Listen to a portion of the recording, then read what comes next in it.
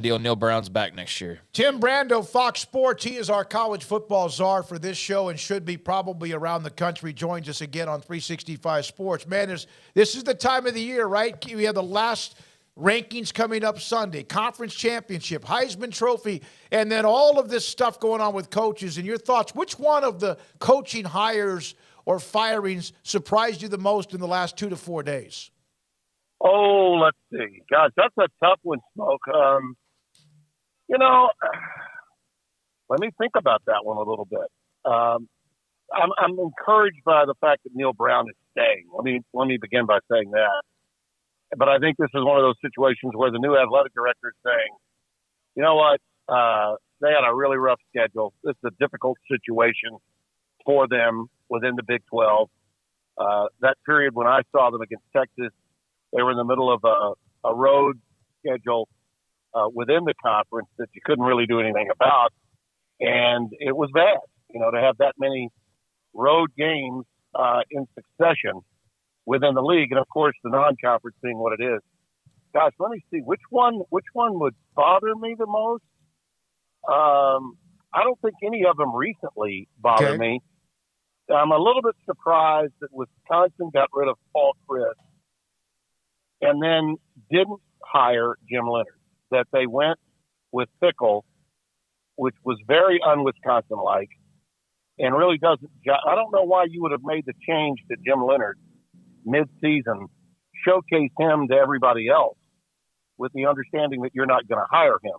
I thought the whole purpose behind firing Chris was to give Leonard, an opportunity. And I thought he handled that opportunity pretty well, but not good enough, apparently, to satisfy Wisconsin. And the notion that they could get Fickle is understandable. Luke is a great coach. But I'm going to just tell you, the moment Ryan Day is gone, Luke Fickle is the guy at Ohio State. Okay. So they're going to invest in Luke Fickle. And my guess is Fickle will be good at Wisconsin, maybe even great. But the moment there's a change at Ohio State, I think he's the number one target. Well, so that surprises me a little bit. I think there will be some maybe a little Big Ten coaching incest like we have in the SEC is about to begin taking place, Oh, God. Tim, what did you think about the Hugh Freeze? I know I saw your tweet about Hugh Freeze, but overall, coaching-wise, it's an excellent hire. He's got some baggage he's going to have to deal with publicly, but what do you think about it? Oh, I thought it was the perfect hire, and they could have had a lot less drama in this thing if they had just gone ahead and said, this is what we want, and not allow Jimmy Sexton to control the narrative the way they did. Jimmy was milking them for all they could to get Kiffin, and that was going to cost them about $3.5 million more per year, and they wound up getting the guy they really wanted, and I think is a much better fit than Lane, and he's also $3.5 million a year cheaper. So, Auburn gets to hold on to about $21 million, which, given what they're already paying Gus Malzahn and now Brian Harsin, I think walked out of there with $15 million cash. They probably need to save a little dough anyway, right? Use that for NIL, use it for assistant coaches, whatever. But he was a really good fit there. I think he will win immediately, and I think it's going to make the SEC just, even better. And the Southeastern Conference's Western Division, filled with incest, is really fun to watch. That league has more drama within it than the NFL does. Think about it. Yeah, no, you're right. It does. It's made for TV, absolutely. I guess there's one more big job that's now confirmed as of a few days ago. Matt Rhule in Nebraska, and we had Coach Rhule on shortly, I guess the day he was announced, actually, and he had made a very interesting remark, Tim, about the Big Ten and about, basically the money they're going to have. He says as much about the NIL game, and they'll be able to go out and get players from Texas and do all those types of things. How much do you like or whatever feel about the Nebraska Matt Rhule hire, but also how much do you see that separation between the haves and the have-nots as far as the conferences go starting to really seep in, especially in light of some of these coaching moves? Paul? Sorry, Sorry. fellas, my bad. I didn't hear about half of that. I didn't hear. Sorry. No, that's What was okay. the last- Okay. So how do you feel about the Matt Rhule Nebraska hire? And when he was on with us that day, he was also talking about basically they're going to keep recruiting. He's obviously going to recruit Texas and he's got ties, but he was talking about how like the NIL side of things and the revenue side of things being in the Big Ten is going to be a huge advantage. How much do you see that separation with those top two, the Big Ten and the SEC, already starting to see that kind of valley forming versus the others? Well, honestly, I think from system to system, from program to program, look, I don't see much of a difference in facilities or in infrastructure between the Big 12 and the SEC or the Big 10, other than they're smaller. Okay, the stadiums are smaller and the campuses are smaller because you've got private schools like the one in Waco and like the one in Fort Worth. But my goodness, it's top shelf, the facilities that you have there. And the same is true at TCU. I think that's all relative, fellas. I think it's like a per capita deal. If you look at the numbers of people that are being serviced, the size of the program, and what they have, I just think a lot of fans, maybe even some media, get caught up in all these television rights that they see that have been ballooned to exorbitant amounts of money in both the Big Ten and the SEC. That's really not because of the size of the school. It's because of the size of the population bases in the markets that they represent. You know, there are simply more eyeballs on Big Ten football, whether on television or in the stands, and more eyes on SEC football, whether on television or in the stands. I don't think it affects the influence or impact of a recruiting visit for a player. I just think I think that's a relative thought that some people easily bring up, but I don't see it as an issue. Now, for what Matt was saying, and I did hear a good portion of that interview, I agree with him. I'm a little bit surprised, to be honest with you, that he was so enthusiastic about coming to Nebraska, knowing what their situation, has been historically in the modern era much worse than Baylor's. Now, Baylor was a more salacious story when he got there because of the tawdry aspect of what the allegations were and what was proven in the Bryles case. Okay. But Nebraska, they always had players.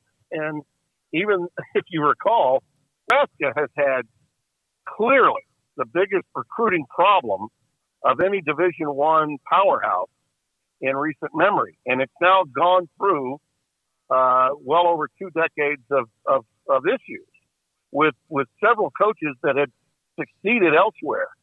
Okay, whether it was Mike Riley, who had done well at Oregon State, most recently a guy that looked like he was an automatic. I called him the next generation Saban after what he did at UCF. Mm-hmm. And one of your homegrown couldn't get it done. There is a systemic recruiting problem at Nebraska, the likes of which Baylor has never seen. So the fact that he enthusiastically embraced that opportunity, Trev Albert, give him credit. The AD at Nebraska did a hell of a job to get him because of all the hires. You asked me about the one that surprised me most negatively in recent weeks and months. Fellas, I don't think there's any bigger prize for any athletic director or program than Matt Rhule in Nebraska. That is the home run of home run hires that have been made in recent weeks. So, Tim, last night, yet another one of the college football playoff standings release rankings, and it seems pretty cut and dried. 4 teams can win this weekend without any drama, but then, of course, there's always upsets that can happen. Did you see any of the committee massaging anybody in particular to kind of set up what could be Sunday afternoon? Yeah, well, I thought they did their best to prepare Alabama for bad news last night. Hey, we're keeping you in the hole. You're not on deck. Ohio State's on deck. Okay, with the understanding being that if TCU were to lose, and listen, they were talking up TCU in ways it really was go back in time, right, and listen to what Boo had to say, what Boo Corrigan had to say about how the committee was so concerned about TCU falling behind in these games and how they applied that to them and then applied a totally different standard to the brand name. Well, now he's whistling a different tune after TCU wins the way they did on the road in a game that they had to have there in Waco, and then they come back and just bludgeon an Iowa State team that they had, that had been competitive with just about everybody else they had played in the Big 12. So I think what they were trying to say last night was, Ohio State, you're fine. Among the playoff privilege, you're going to be the first to get in if anybody stubs their toes. But Alabama, sorry, your best wins are against 4-loss teams in the SEC. Your best wins are against teams like Mississippi State and Ole Miss that lost 4 games this year. So when LSU pulled the El Foldo at A&M, that certainly hurts Alabama's plight, because if LSU looked good, then it would help Alabama. But same was true with Ole Miss. Losing the way they did certainly doesn't help Alabama either. So Ohio State does have better wins, more signature victories against quality opponents. The Penn State road win, especially when you look at the way the Nittany Lions have played down the stretch, that's a significant win, the kind of win that Alabama doesn't have. So if TCU were to lose, guys, it's definitely going to be Ohio State. TCU will not get in if they're not undefeated, in my opinion. And Ohio State will get in to that spot that they vacate. But if USC were to lose, Alabama fans are on the edge of their seats saying, "Hey, man, we're coming. We're PPP. We're pure playoff privilege. We always get in. You can't have this Alabama Invitational without us." I mean, that's their mindset. And I thought last night the committee, through the efforts of Boo Corrigan, did the best that he could to let them know that if USC were to lose a close game to Utah again in a rematch, USC still has more significant and better victories than Alabama does, and USC will not be moved. USC will stand pat. So I think USC, just like Georgia, could afford a loss and still get in over Alabama. All right, but Ohio State could gain entry. That's what I took away from last night. Tim, Texas A&M, Jimbo Fisher fired offensive coordinator Darryl Dickey. He is going to have to make some changes before the A&M really shows how much money they do have in the oil fields in West Texas. But do you think when he hires the next coach that he will be able to take his hands off the reins enough to really let that guy go? Well, that's where the rubber meets the road. Okay, that's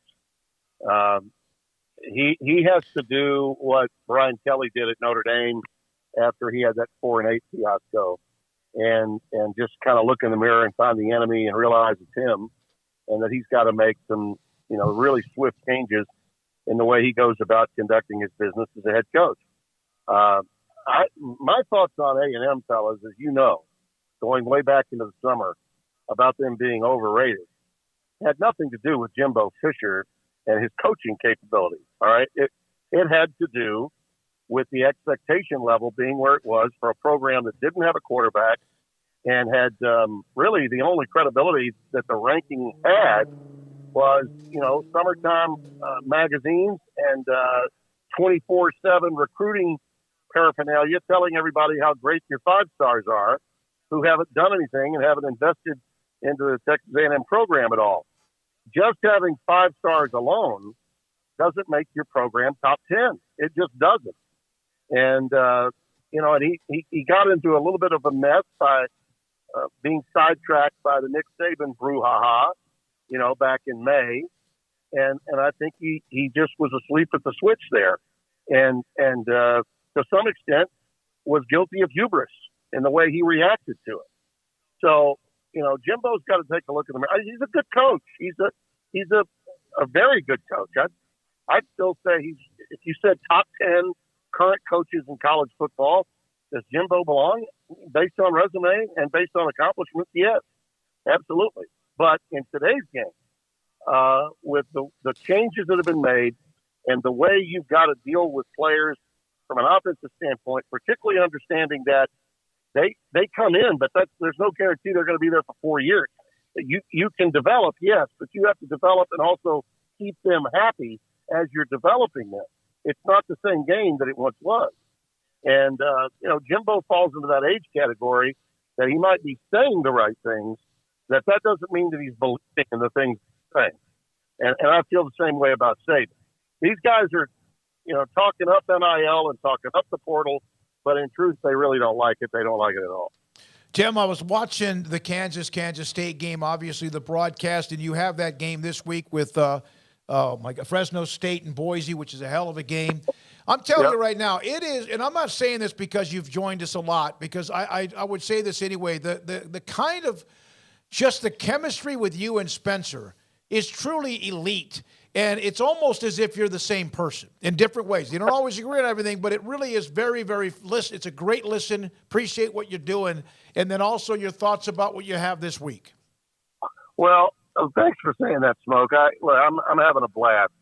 And I have, from time to time, people have said to me, don't you wish you were doing this or that? And the truth is, no, I'm doing everything that I want to do. And I'm doing it with exactly the right partner that I want to be doing it with at a stage of my career when some might say it's the autumn of, a 5-decade career as we end my fourth decade. And we're seeing, 3 conferences of football. Okay. We're seeing Big 12, Big 10, and Pac-12 through the course of the year, which has enabled me to see games at the Rose Bowl, at the Horseshoe, in places like Lubbock, Texas, and Manhattan, Kansas. Okay, and this week we do the conference championship for the Mountain West, which was really thrilled today talking to the coaches at Fresno State, because Jeff Tedford and I go back, 25, 30 years. His defensive coordinator was once the coordinator at Holy Cross when Gordy Lockbaum was playing both ways in the mid-'80s and finished, I think, 5th or 6th in the Heisman Trophy balloting when I was doing game day. So maintaining relationships with the old guard like those guys, and then getting to know people like Kenny Dillingham. By the way, another great hire. I think the kid, 33, 34 years old at Oregon, working for Dan Lanning, had been at Auburn, as you know, brought Bo Nix with him to the program, and now is going to go to Arizona State. Seeing these young guys that would tell me, hey, you're the soundtrack of my football career. That's cool to hear from the younger ones. And then from the older ones, it's like, man, I remember when you were doing blank, blank, blank. So I'm as happy as I could ever be. Fox has been great to me. The so-called size of the game. Hey, Tim, you're not doing the number one game. So the number one game may not be the most competitive game. Might not be the best game. Poor Joel and Gus had a lot of blowouts between Ohio State or Michigan and somebody else in the Big Ten, while we might have had a game that went to overtime, or double overtime. So what size the audience level potentially might be doesn't really matter to me as much as just getting to do it and getting to be in the, inside the ropes, meeting with and being with the people that impact a sport I love. So I really appreciate you saying that. As for the Boise State Fresno State game, these are 2 teams, fellas, that had to reboot at mid-season. The kid Hayner, who had looked to be at Washington when DeBoer was going there, when he found out that Coach Tedford was coming back after he had to take an illness sabbatical through COVID, when he found out he was coming back, he decided to return to Fresno State. And then he got hurt in the USC game. Most people thought he tore up his ankle for good. He'd be out for 10 to 12 weeks, have to have surgery, and he got a second opinion. All of a sudden, the kid comes back the last 2 weeks of the year and helps win their way into the Mountain West Championship game. And the kid at Boise State is a similar story. Dirk Cutter came out of retirement, for crying out loud. His son was a walk-on receiver there, and former NFL head coach and former Boise head coach decided to come and help Avalos, the head coach, out to be his OC, and they salvaged their year and get to play the championship game at home. And by the way, just like the Rose Bowl, David, I have never done a game on the blue field. We went to the Blue Field in 2020, the COVID year, but the game got called because of COVID. Boise didn't have enough players to play. So we didn't get to do the game there. We wound up doing the Mountain West title game in Las Vegas, and it was San Jose State and Boise that year in the final. But this time I get to go to Boise. Now, the field may be white with snow. Yeah.